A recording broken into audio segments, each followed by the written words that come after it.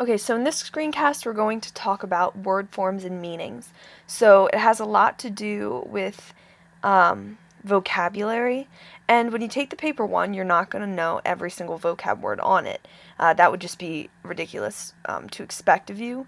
Um, so when you take it, it may be overwhelming at first because you don't know every word.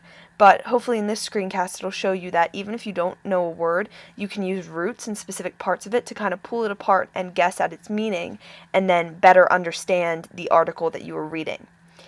And here is a Google Doc that Frau Daniels made that has a bunch of meanings of roots and prefixes and suffixes of words that's really helpful. But in this screencast, I'm just going to go through a few of them just to hopefully give you practice of kind of how to pull apart these words and make sense of words that you don't know. So the first word is beleben, which the definition is to enliven. And so how you determine that definition, you first can look at the root verb of it. So leben is a normal verb, and it means to live. And then the prefix be means that it usually intensifies the root word or makes it more specific and gives the verb a direct object. So living doesn't really have a direct object, but enliven does. You can enliven a room, or you can enliven a certain place. And so the be gives it a direct object, and it also intensifies it. It gives a connotation that you're kind of making something cheerful or more vibrant. The word erkennen, the definition is to recognize. And so the verb kennen is, I'm sure you already know that, and that means to know something. And the prefix er suggests that you're seeing an action through to its completion. So erkennen, you're not just knowing something, but you're recognizing it. So the er kind of intensifies it and is seeing the knowing through to its completion. I think this verb's kind of funny, but I think it's interesting how the ver prefix twists it, and whenever you have ver, it always twists the meaning of the word, and it's kind of humorous to see what the word is twisted into.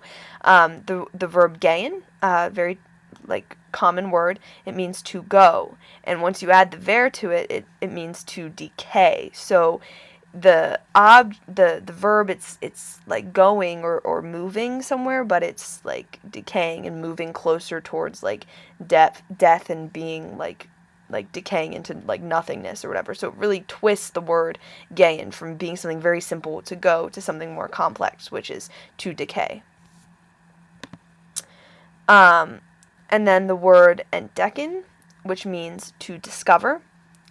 And the word decken means to cover, and then the prefix ent, it usually has the meaning of removing or escaping, and is often the equivalent of the English dis. So you're removing the cover, you're discovering, and there's the dis prefix in the English word. The word überwinden means to overcome. Winden is to coil or contort, and über means suggest anything over. This one isn't as direct as the others, so it shows that the prefix suffix thing, sometimes it's a little bit of a stretch, but it can help you to know the roots and the prefixes. Because to coil, to contort, it suggests that something bad is happening, and then über means that you're perhaps going over that contortion, or you're unwinding it to kind of like get out of it, and so you're ultimately translates to overcome. That one's a little bit of a stretch, though.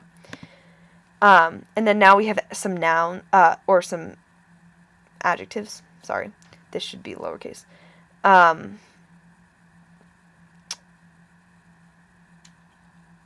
So fet arm, it means fat, poor, and you can basically break this word apart. Fet is fat, and arm means poor in, or poor or lacking. For example, like armut is poverty. So arm is a very common word meaning like poor. Zeitlos, which is timeless. Zeit is time, and los is usually without, so like the English suffix less, so timeless. And then now we have some nouns. Missverständnis. So Verständnis is an understanding of something, and miss suggests that something is done incorrectly. So in this case, directly, you have a misunderstanding. And then another noun is Hauptidee.